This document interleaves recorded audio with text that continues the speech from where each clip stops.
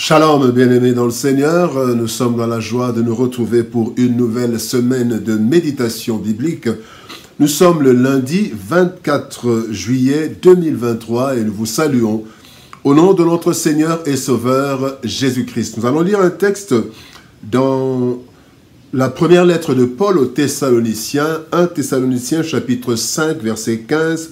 Nous lirons dans deux versions. Version Louis II, il est écrit: prenez garde que personne ne rende à autrui le mal pour le mal, mais poursuivez toujours le bien, soit entre vous, soit envers tous.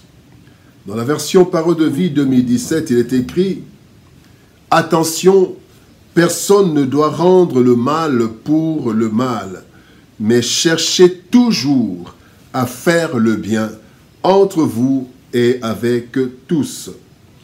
Toujours poursuivre le bien. Toujours poursuivre le bien, tel est le thème de notre méditation de ce lundi 24 juillet 2023. Bien-aimés dans le Seigneur, œil pour œil, dent pour dent, telle est la loi naturelle dans le cœur de l'homme. Rendre à l'autre la monnaie de ta pièce. C'est ce que nous appliquons envers les autres, physiquement, ou du moins, c'est ce que nous souhaitons lorsque nous ne posons pas l'acte de vengeance. Dieu ne nous permet pas de nous venger. Il dit dans Romains chapitre 12, verset 19, « Ne vous vengez point vous-même, dit le Seigneur. » Ne vous vengez point vous-même, bien-aimés, mais laissez agir la colère, car il est écrit « À moi la vengeance, à moi la rétribution, dit le Seigneur. » Tel est le message que nous transmet le verset de ce jour. Voici quelques leçons à tirer pour notre méditation. Première leçon, le cœur de l'homme. Dans Matthieu chapitre 12, verset 35, la Bible dit « L'homme tire de bonnes choses de son bon trésor. L'homme bon tire de bonnes choses de son bon trésor, et l'homme méchant tire de mauvaises choses de son mauvais trésor. » Le cœur de l'homme est comme un coffre-fort avec deux compartiments constitués de trésors. D'un côté, nous avons le bon trésor, et de l'autre côté, le mauvais trésor. Voici comment se constituent ces deux trésors. Eh bien, il y a l'éducation sous toutes ses formes.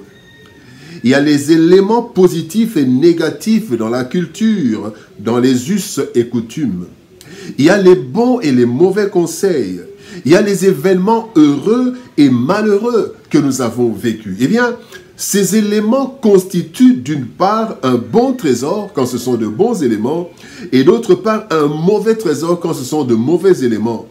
Et ces deux trésors existent dans le cœur de toute personne qui vit sur cette terre. Et ces deux trésors sont alimentés régulièrement. Le choix d'un de ces trésors détermine notre comportement, bon ou mauvais. En effet, chacun de nous tire un de ces trésors de bonnes ou de mauvaises choses. Nous avons tous la capacité de mentir, c'est dans le mauvais trésor. Mais nous avons aussi la capacité de dire la vérité, c'est dans le bon trésor. Et à chacun de choisir. Quand nous choisissons le bon trésor, nous disons la vérité. Quand nous choisissons le mauvais trésor, nous mentons. Mais ces deux trésors sont dans le cœur de l'homme. Voici le cœur de l'homme. Deuxième leçon, le bien à tout prix. 2 Thessaloniciens chapitre 3, verset 13 nous dit « Pour vous, frères, ne vous lassez pas de faire le bien. » Bien qu'étant en mesure de faire le bien ou le mal, bien-aimés, étant donné que nous avons les deux trésors en chacun de nous, le Seigneur nous appelle à ne tirer que de bonnes choses du bon trésor de notre cœur. Pour plusieurs raisons, nous allons donner 4 raisons. D'abord, le bien que nous faisons, bien-aimés, le bien que nous faisons, nous le récolterons tôt ou tard, comme le dit Galates 6, 9. Il est dit, ne nous lassons pas de faire le bien, car nous moissonnerons au temps convenable. Si nous ne nous relâchons pas. Deuxième raison, Dieu vit en nous et nous avons donc la bonté de sa nature en nous. Dieu est bon et nous avons la bonté de la nature de Dieu en nous. Le psaume 145, verset 9 dit « L'Éternel est bon envers tous et ses compassions s'étendent sur toutes ses œuvres. » Et nous avons Dieu en nous, nous avons donc cette nature de faire le bien. Troisième raison, nous sommes créés en Jésus-Christ pour faire le bien, comme le dit Éphésiens 2,10. Il dit « Car nous sommes son ouvrage, ayant été créés en Jésus-Christ pour de bonnes œuvres que Dieu a préparées d'avance afin que nous les pratiquions. » Quatrième raison pour faire le bien à tout prix, c'est que le bien que nous faisons nous suivra jusqu'après notre mort. La Bible dit, dans Apocalypse chapitre 14, verset 13, « Heureux dès à présent sont les morts qui meurent dans le Seigneur. Oui, dit l'Esprit, afin qu'ils se reposent de leurs travaux, car leurs œuvres les suivront. » Bien-aimés, les œuvres nous suivront jusqu'après la mort. Si nous désirons, bien-aimés, un présent et un avenir heureux, même après notre mort, bien-aimés, nous devons faire le bien à tout prix. Troisième leçon, la force vient de l'Esprit.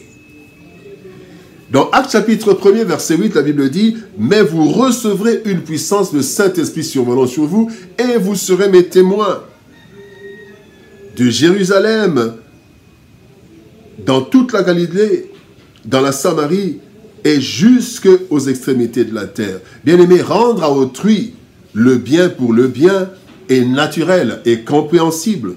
Mais rendre le bien pour le mal, là, nous dépassons le seuil du naturel. Voilà pourquoi le Seigneur, connaissant cette réalité, nous a dotés d'une force surnaturelle capable d'accomplir ce que naturellement nous aurons du mal à accomplir.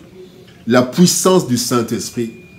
C'est seulement par cette puissance que nous pouvons toujours poursuivre le bien, même lorsque nous sommes victimes du mal. Nous devons donc, bien-aimés, premièrement, développer notre intimité avec Dieu dans la méditation de sa parole et dans la prière. Le psaume 119, verset 11 dit « Je serre ta parole dans mon cœur afin de ne pas pécher contre toi. » L'intimité avec Dieu. Deuxième chose à faire, c'est éviter les mauvaises compagnies capables d'alimenter notre mauvais trésor.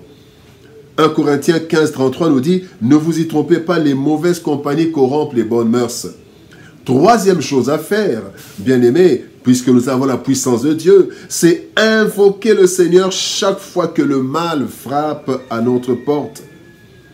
Le psaume 86, verset 7 nous dit « Je t'invoque au jour de ma détresse, car tu m'exauces. » Invoquons Dieu quand le mal est à notre porte. Bien-aimés, toujours poursuivre le bien. Rendre le mal pour le mal, c'est naturel et humain. Mais notre Dieu nous interpelle et veut que nous poursuivions toujours le bien, quel que soit le traitement subi. Puisque nous en sommes incapables naturellement, Dieu nous a donné sa puissance surnaturelle par le Saint-Esprit qui vit en nous. Ainsi, bien-aimés, par la méditation et la prière, nous serons capables de toujours faire le bien comme Dieu le désire, bien-aimés, pour nous, ses enfants. Bien-aimés, poursuivons le bien. Ne rendons pas le mal par le mal, mais rendons, même pour le mal, rendons le bien. Prions. Éternel Père de gloire, Dieu Tout-Puissant, merci pour ta parole, Dieu de gloire. Tu sais que naturellement nous sommes poussés, Seigneur de gloire, à rendre le mal par le mal. Mais toi, tu veux que nous poursuivions toujours le bien, que nous ayons reçu de mauvais traitements ou de bons traitements. Seigneur, notre nature divine, c'est de faire le bien, car toi, tu es bon envers tous. Aide-nous, par la puissance du Saint-Esprit, aide-nous, Seigneur, à maintenir ce feu du bien, que nous puissions faire le bien, quel que soit, Seigneur de gloire, le traitement subi. Car ainsi, nous serons véritablement tes enfants et nous allons récolter, moissonner le bien aujourd'hui et même au-delà de notre vie sur la terre. Au nom de Jésus-Christ, notre Seigneur et Sauveur, nous avons ainsi prié, Père. Amen. Bien-aimés dans le Seigneur, que Dieu nous bénisse. Shalom, au revoir, bon début de week-end. Et par la grâce de Dieu, nous nous retrouvons demain pour une nouvelle méditation. Shalom.